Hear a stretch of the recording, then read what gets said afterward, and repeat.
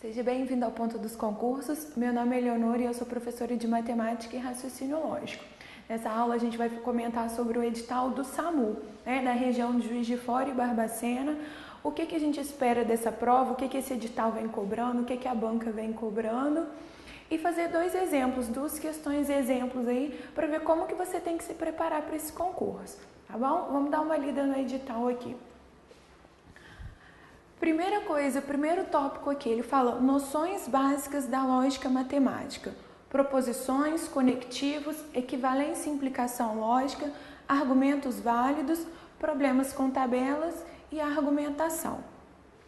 Então, esse primeiro tópico aí é o que a gente chama do raciocínio lógico matemático mesmo, é o que a gente espera quando um edital lança o raciocínio lógico, tá? Para quem nunca estudou isso, é muito perigoso, porque a pessoa acha que a lógica matemática é a lógica natural, a lógica do dia a dia. E não é. A lógica matemática é uma parte da matemática, é um braço da matemática ali e ela tem uma teoria. Para que a gente consiga ir bem nessas matérias, a gente precisa dominar essa teoria, E ele vem explicando aí proposições, conectivos, o uso de tabela verdade, de argumento, equivalência. Então, essas coisas aí, esses conteúdos, eles têm que ser estudados. Não pensa que é a sua lógica tradicional, que você vai chegar lá, vai ler, vai interpretar e vai resolver a questão corretamente. Não é isso. Existe uma teoria, tá? Para quem já conhece essa teoria, é uma teoria relativamente simples, A partir do momento que você entende como que funcionam as proposições, os conectivos e as tabelas, os exercícios são simples, as questões são simples, em geral os alunos não têm dificuldade, você não vai ter dificuldade para fazer essas questões. Agora, você que nunca estudou isso ou que há muito tempo não estuda, é interessante forçar um pouquinho isso daí. Quando o raciocínio lógico vem como uma parte do edital, vem integrando o edital, com certeza essa parte da tabela verdade, das conjunções vão aparecer. Então é importante que você domine isso. É isso que a gente vai ver na nossa primeira aula do curso, tá bom? Vamos voltar para o edital. Depois ele coloca assim, números decimais, valor absoluto, propriedade no conjunto dos números naturais, decomposição de um número natural em fatores primos, múltiplos divisores, máximo divisor comum e mínimo múltiplo comum de dois números naturais. Esses itens aqui, a gente consegue colocar como se fosse a matemática básica. É uma matemática que a gente estuda lá no ensino fundamental, que é diferente da lógica matemática. Para quem é mais familiarizado com a matemática, tem mais facilidade, provavelmente não vai ter dificuldade nessa parte. Na lógica também não, mas é uma parte mais comum. Qual que é o problema aqui? São questões simples, É um assunto simples, mas é um assunto que provavelmente você estudou lá no seu ensino fundamental, quando você era bem novinho, 6º, 7º ano na escola. Então, provavelmente, a gente não lembra disso, tem alguns detalhes, tem alguns truques. A gente vai fazer uma questão dessa parte daqui a pouco para você relembrar disso, tá? São questões simples, porém você tem que estar com isso treinado, Com uma práticazinha na matemática. Depois ele volta aqui, com esses assuntos aqui. Além das noções básicas da lógica, ele colocou verdades e mentiras na resolução de problemas, sequências. Vou pular aqui, problemas envolvendo raciocínio lógico, estrutura lógica de relações arbitrárias entre pessoas, lugares, objetos ou eventos fictícios, orientação espacial e temporal, formação de conceitos, discriminação de elementos e compreensão do processo lógico que, a partir de um conjunto de hipóteses, conduz de forma válida conclusões determinadas. Esse último tópicozinho aqui, penúltimo, compreensão do processo lógico, ele é um complemento desse daqui. Então, na verdade, quando a gente estudar esses dois tópicos aqui, um complementa o outro, tá? Mas, de novo, verdades e mentiras, sequências, problemas envolvendo o raciocínio lógico e as relações entre pessoas, lugares e objetos, isso tudo também faz parte da lógica matemática.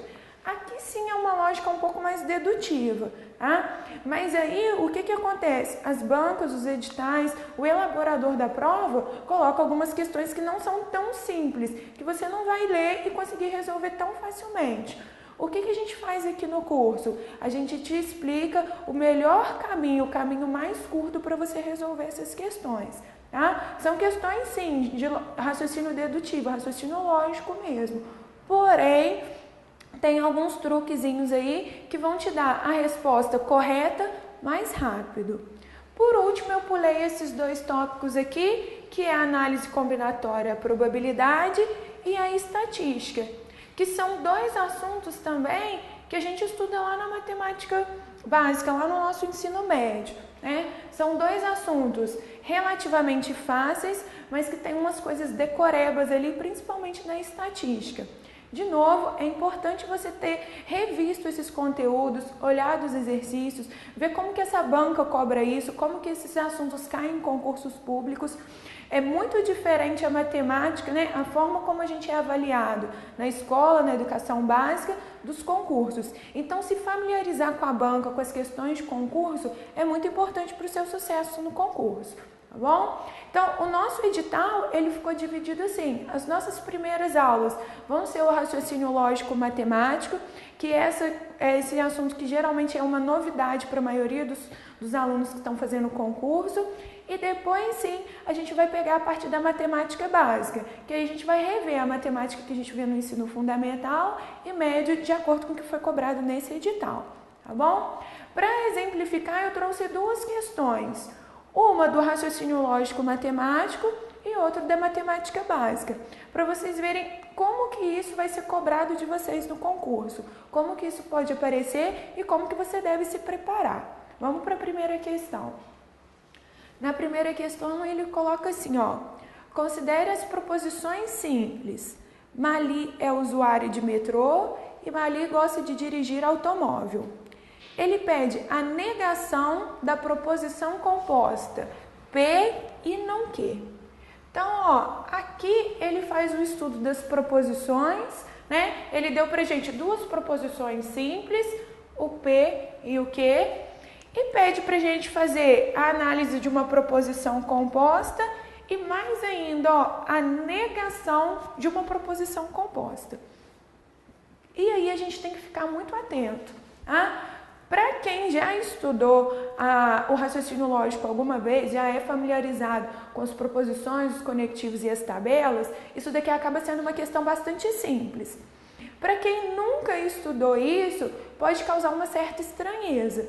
Mas vocês vão ver ao longo do curso que é um assunto totalmente simples. Você precisa realmente de um estudo disso. Mas a partir do momento que você entendeu como funciona, todas as questões do raciocínio lógico, quase todas, ficam questões bem simples que você consegue resolver lá na prova em 1 minutinho. Vamos voltar aqui para a gente resolver essa questão.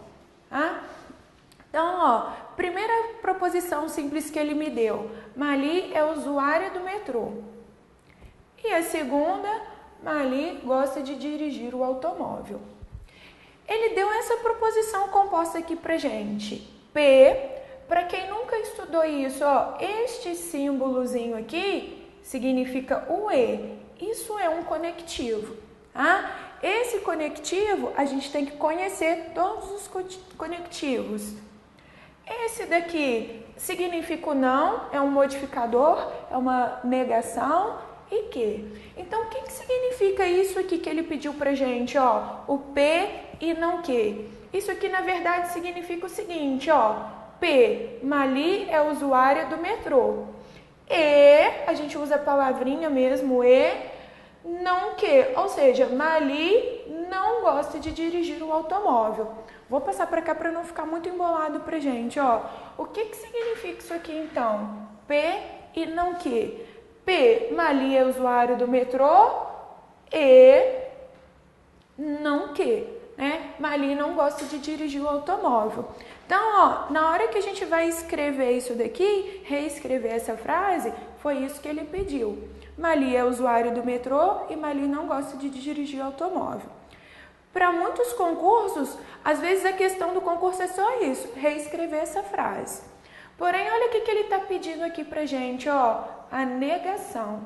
Isso aqui é muito comum, é um assunto muito comum no raciocínio lógico e nas provas que envolvem esse edital aí, né? Quando ele fala a negação dessa proposição, eu tenho que lembrar o seguinte, ó, se eu negar que Mali é usuário do metrô, a negação dela é bem simples, né? Mali não é usuário do metrô.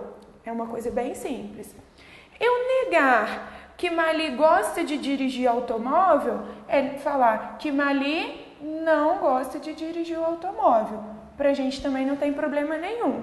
Se eu precisar negar a negação, eu estou negando duas vezes. Então, eu vou tirar esse não daqui e volta a ser a proposição simples. Mali gosta de dirigir o automóvel.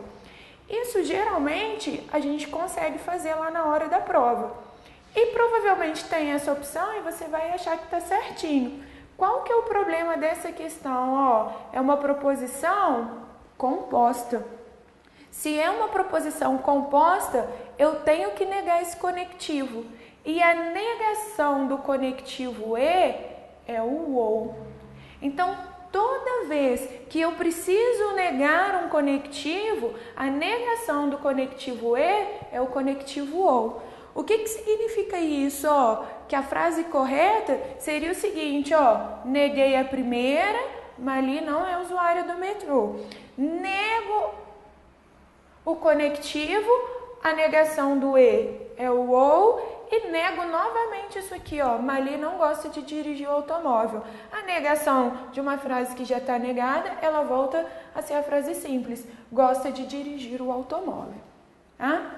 Então, de novo, é uma questão simples, é uma questão que você resolveria lá na prova em 1 minuto, porém você precisa conhecer isso. Você precisa conhecer os conectivos e principalmente conhecer a negação dessas proposições compostas. Como que a gente faz a negação do conectivo, tá bom? Vamos para a segunda questão. A segunda questão ele fala assim, ó. Sistematicamente, 2 funcionários de uma empresa cumprem horas extras, um a cada 15 dias e outro a cada 12 dias, inclusive aos sábados, domingos ou feriados. Se em 15 de outubro de 2010 ambos cumpriram horas extras, uma outra provável coincidência de horários das suas horas extras ocorrerá em qual data, né? Então, primeira ideia que a gente tem aqui, ó, ele fala que um a cada 15 dias e o outro a cada 12 dias.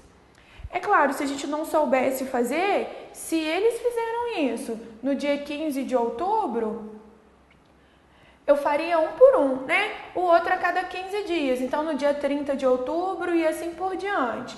O outro a cada 12 dias, então no dia 27 de outubro e contando assim por diante, até que existisse essa coincidência.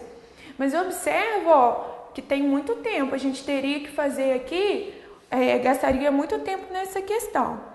Sempre que eu tenho essa ideia, que eu faria aqui, ó, 30 de outubro, ou a próxima data do outro, 12 dias depois, 27 de outubro, e que eu tivesse que fazer todos os casos até eu encontrar essa coincidência, essa é a ideia do múltiplo comum, né? É aqui que ele está cobrando pra gente a ideia que está lá no edital de MMC e MDC, né? No nosso caso aí, a gente tem uma ideia de reencontro. Toda vez que eu tenho isso, eles se encontraram hoje no dia 15 de outubro. Daqui quanto tempo eles vão se encontrar de novo? Toda vez que eu tenho essa ideia, eu tenho uma ideia do MMC, o menor múltiplo comum. Então, para que seja comum, eu preciso dos múltiplos comuns, né? Quando eu faço o cálculo do MMC, o mínimo entre eles, eu vou achar a primeira coincidência ali, a primeira vez que eles vão se encontrar. Bom, então é isso que a gente vai fazer, é isso que a gente precisa lembrar, né, da relação entre do MMC ou do MDC, que esse aqui não é o caso, e como que a gente calcula isso. Eu quero calcular aqui, ó, o MMC entre 15 e 12.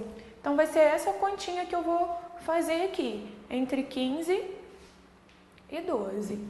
Eu vou calcular aqui, ó, 15 e 12.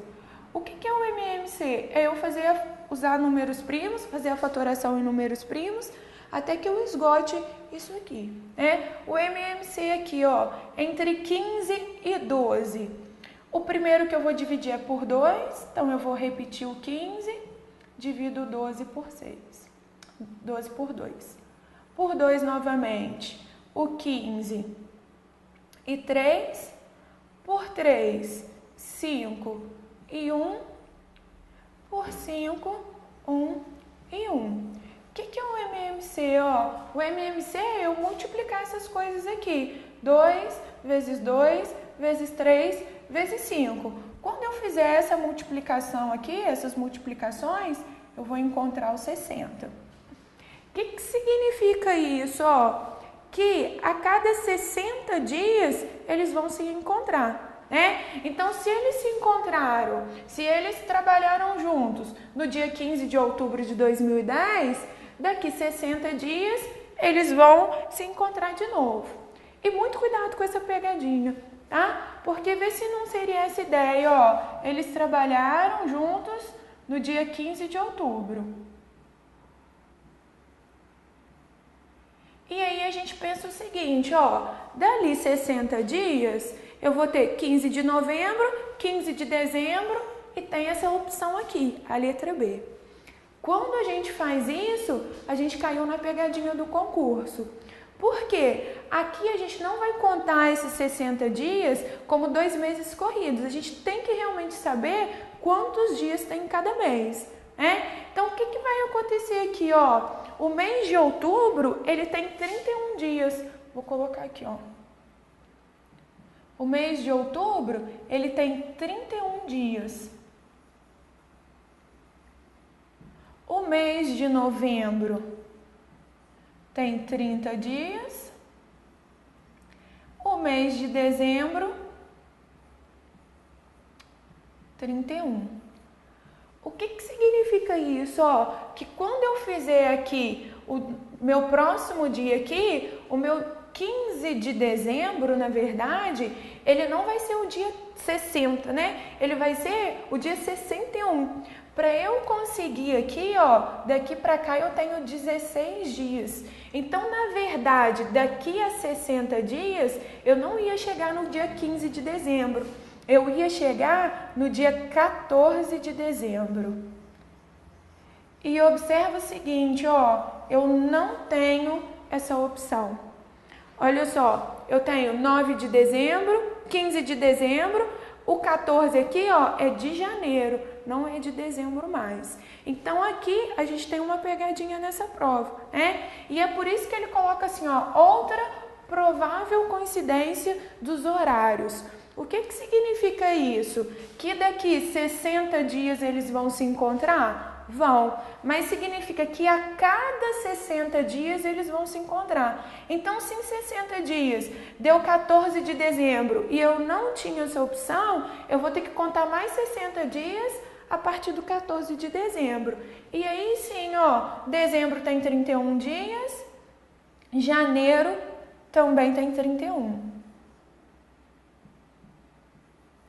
Então, quando eu somar esses dias todos aqui, quando eu fizer essas continhas, eu vou achar, que a minha próxima coincidência, eu vou colocar aqui o fevereiro, vai ser dali 120 dias. 120 dias contados a partir do dia 15 de outubro, eu chego no dia 12 de fevereiro.